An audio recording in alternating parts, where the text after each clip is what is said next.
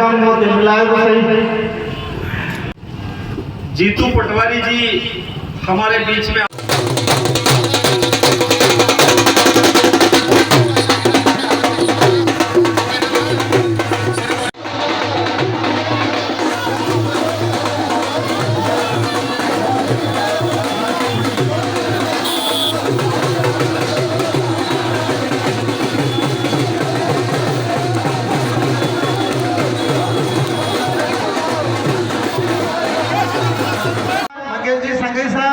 पीछे काफिले में सभी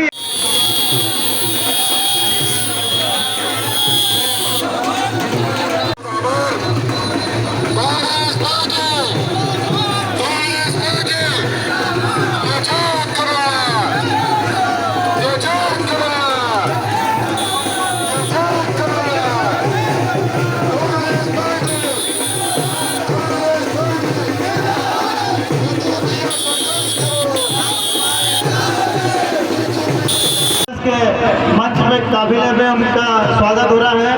यूथ कांग्रेस के मंच पे जी पटवारी और जीतू जी पटवारी के साथ में हमारा जिले की प्रभारी नूरी खान जी और हमारा जिले के जाबाज अध्यक्ष अनिल जी चौरसिया साहब, वो बिल्कुल रथ पे सबका अभिवादन करते हुए आपके उस पूरा एक पेम्पलेट है जो उनने कम से कम 100 जो बड़े घोटाले किए हैं उन घोटालों की सूची में आपको दूंगा। मीडिया के माध्यम से आप पूछना उनको और उन नेताओं से सवाल करना जो बड़ी बड़ी डीगे हाथते और आप जो क्रॉस क्वेश्चन पूछते हो कि हमने इतना विकास किया है, तो उनको पूछना कि विकास आपने आपका किया कि जनता का किया है, और जनता के करोड़ों हजारों करोड़ रुपए का जो आपने चूना लगाया है।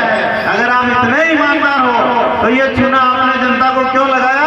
और इस पेम्पलेट जो हम आपको लिखित में दे रहे हैं कि कौन कौन से घोटाले उन नेताओं की सरकार ने उन नेताओं ने किए, जो आप उनको बताना।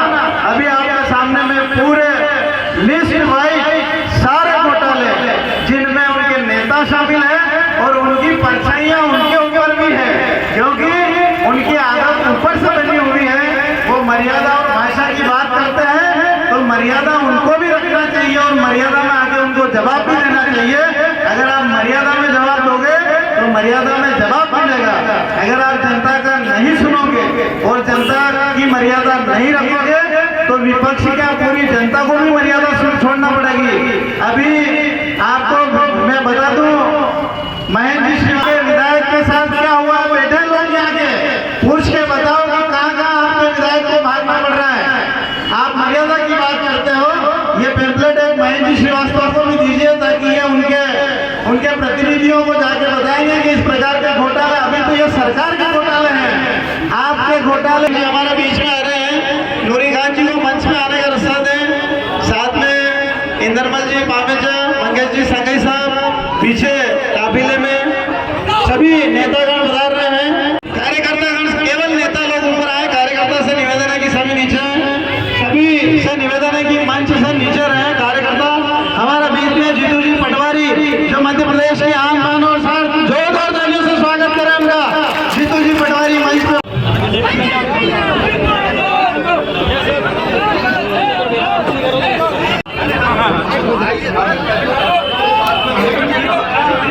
बैठो। हाँ भैया, धन्यवाद। मैं आदरणीय नरेंद्र हड्डा जी से अनुरोध करता हूँ कि वो अपना जीतू पटवारी जी, आपको याद होगा आपने सब जगह कहा है, मनासा में कहा कि मेरे दिल के बहुत नजदीक है, पर दिल से कहना आपके सबसे नजदीक अगर कोई है तो कुकड़ेश्वर। लेकिन ये कुकड़ेश्वर बहुत उम्मीदों के साथ देख रहा है। इस कुकड़ेश्वर ने तो इस प्रदेश को मुख्यमंत्री दिया, लेकिन निराशा हाथ लगी। एक बात और, आप तो विधानसभा के अंदर हो, आपने हमारे विधायक जी के बारे में बताया मनासा में।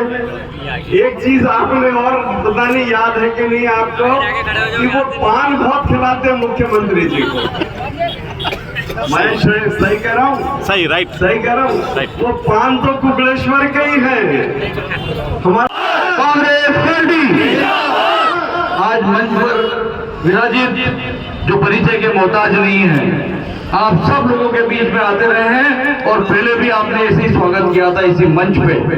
और ऐसा व्यक्ति जो न केवल पूर्व विधायक या पूर्व मंत्री के रूप में जाना जाता है, बल्कि मैं तो ये कहूंगा कि इनकी पहचान किसानों के मसीहा के रूप में है,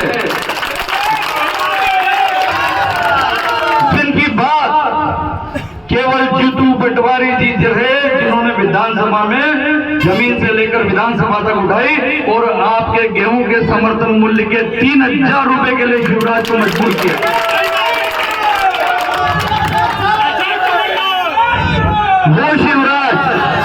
वो शिवराज जिसके हाथ काले हैं और जिसने इस सरकार को गिराने के लिए विधायकों को खरीदने का जो प्रयास किया था, और उस प्रयास को भी नेस्तनाबूद करने वाले यहाँ जीतू पटवारी बैठे हुए हैं, जिनको 35 करोड़ 50 करोड़ और 100 करोड़ के ऑफर मिले। मैं जीतू भैया के पास एक बार बैठा था ऑफिस में। जीतू भैया ने कहा है कि मेरे पिताजी एक बात कह के गए हैं कि जीतू सब कुछ कर लेना पर 1 रुपए का भ्रष्टाचार मत करना। ऐसे जीतू पटवारी यहाँ पर बैठे हुए हैं, मैं इनका अभिनंदन करता हूँ, स्वागत करता हूँ।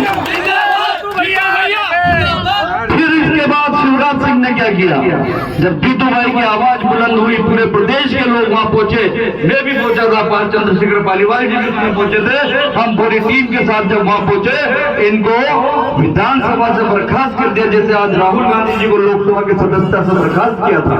पर आप मीडिया और पूरे लोगों ने मजबूर कर दिया कि एक दिन की बर्खास्त की बात में जीतू पटवारी जी फिर वही धार रहे हैं विधानसभा में और वैसे ही धारते रहेंगे।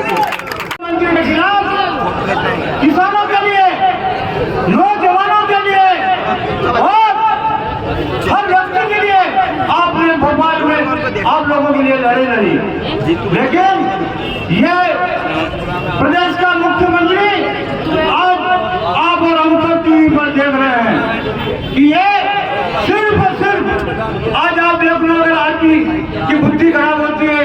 हाँ, मेरे मन के करीब है। तो मना साहब कुकड़ेश्वर भी आता है, पर कुकड़ेश्वर मन से भी अंदर दिल के करीब है, मन से अंदर आता है दिल। मैं सबसे पहले तो हमारे मुकेश जी शामिल हो रहे हैं, मुकेश जी बोरवाल गुजरात वाले, राजू जी रावत, राजू जी किशन जी रावत, प्रेम सिंह जी, जगदीश जी रावत और गोपाल जी रावत और अर्जुन जी बैरागी, यहाँ सब पीछे आ जाए। जीतू भैया उनका स्वागत करेंगे, जोरदार तालियों से स्वागत उनका। भाजपा छोड़ के कांग्रेस में शामिल हुए। जय कमलनाथ, तालियां बजा दो जोर से।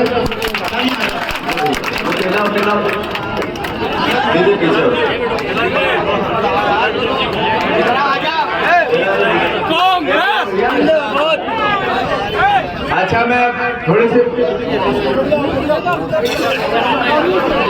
आदरणीय शब्द कहेंगे, बात की बात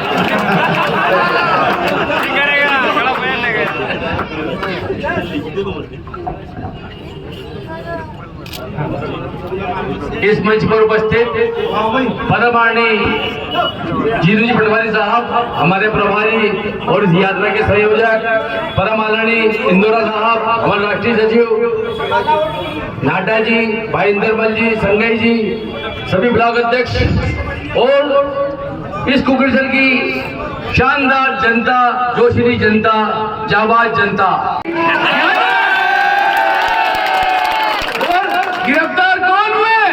हमारे गुर्जर, हमारे कांग्रेस के 5 कार्यकर्ता गिरफ्तार। ऐसा क्यों बोला? मारू ने क्या बिगाड़ा? उसका बेचारा ने गाय गौशाला की जमीन पे ही तो अपने लोगों के नाम लिखवाए, किया क्या उसने? क्या बिगाड़ा उस बेचारे ने? वो थोड़ा अभद्र तो बोलता है, करता क्या है इसके अलावा? करता है, लोगों को डराता तो है। कभी चश्मा नहीं उतारता, और क्या करती है उसकी? कभी चश्मा काला उतारते देखा क्या? बिगाड़ा क्या उसने बेचारे ने? उसकी खेर क्यों नहीं? अरे 5 साल के लिए आप लोगों ने वोट दिए। एक दिन मुझे कह रहा था विधानसभा में कि नेताजी जीतू भैया वोट असल नहीं हुए, नोट खर्च करुए हूँ। क्या बोलता है? ये ना मेरे को जनता नहीं चुनती, मेरा नोट चुनते हैं, ये बोलता है। तो ऐसे को फिर से चुनना चाहिए क्या? फिर से बताओ, चुनना चाहिए? जन आक्रोश और जन आशीर्वाद दो यात्राएं एक साथ है। जन आशीर्वाद किस बात का दे? भारतीय जनता पार्टी को इस बात का कि हमारे प्रदेश के किसान बदहाल है, हमारे बेटा 1 करोड़ से ज्यादा बेरोजगार है, इस बात का कि हमारे प्रदेश सबसे बड़ा नशेड़ी प्रदेश बना दिया, इस बात का जन आशीर्वाद कि मध्य प्रदेश में सबसे बड़ा कर्जदार प्रदेश हो गया, इस बात का जन आशीर्वाद कि मध्य प्रदेश का हर किसान सबसे बड़ा कर्जदार किसान है और मध्य प्रदेश सबसे गरीब राज्यों की श्रेणी में आ गया। इस सुनना चाहिए, कहा था पटवा जी ने कि नहीं कहा? उनकी बात नहीं सुनी, फिर भी जन आशीर्वाद। किस बात का जन आशीर्वाद? इस बात का कि जो नाहटा जी बता रहे थे कि किस तरीके से केवड़ेश्वर के साथ अन्याय किया, अत्याचार किया, इसका अपमान किया, इसके हितों और अधिकारों की सुरक्षा नहीं की और करते हुए उनको अनदेखा किया, इस बात का जन आशीर्वाद या इस बात का जन आशीर्वाद? दोस्तों, इस देश में प्रेम, प्यार, मोहब्बत, ये देश राम का था, कृष्ण का है, ये देश पैगंबर का है, ये देश गुरु नानक देव जी का है, ये देश बाबा साहब अम्बेडकर का है, ये देश हम सबका है, जो गरीब है उसका भी है, जो दलित है उसका भी है, ये देश हिंदू, मुस्लिम, सिख, ईसाई आपस में है भाई भाई, यह सबके लिए जगह है, ये देश हम सबका है, उसमें नफरत के बीच बोते हो आप, इसलिए आपको जन आशीर्वाद दे। ये जन आक्रोश मनासा में जब से मैं कहा हूं, अब तो ये स्पष्ट है बीजेपी का पत्ता। याद रखना, मैं पहली बार इतना बदलाव देख रहा हूं। 2 दिन की यात्रा ने स्पष्ट कर दिया कि प्रदेश में एक लहर है, स्पष्ट लहर, भारी बहुमत की लहर। कांग्रेस पार्टी की भारी बहुमत से सरकार बन रही है। मनासा का विधायक इस वक्त हमें चाहिए या नहीं चाहिए? चाहिए। सरकार में भागीदारी के लिए मनासा का हिस्सेदारी चाहिए कि नहीं चाहिए? तो आप सब वचन दो, इस बार कांग्रेस का हाथ का पंजा चुनाव लड़ेगा और एक एक कार्यकर्ता जान लगा देगा। लगाओगे कि नहीं लगाओगे? लगाओगे कि नहीं लगाओगे? मैं सबको ढेर सारी शुभकामनाओं के साथ भोलेनाथ भगवान मुकेश्वर महादेव के चरणों में सर रखकर आप सबके लिए प्रार्थना करता हूं कि आप सब हमें भी सद्बुद्धि दें, हमारे नेता भी एकजुट रहे, हम सब मिलकर कांग्रेस पार्टी और प्रदेश की उन्नति में काम करें। इसी के साथ आपका साधुवाद। हमारे बीच में मेरे बड़े भाई आदरणीय हमारे यहाँ के प्रभारी हैं और ऐसा लगता है तो राजस्थान के, पर लगता है मध्य प्रदेश के, मैं उनसे अनुरोध करता हूं कि वो भी 2 शब्द कहें। हमारे इस जन आक्रोश यात्रा के प्रभारी जिला कांग्रेस कमेटी के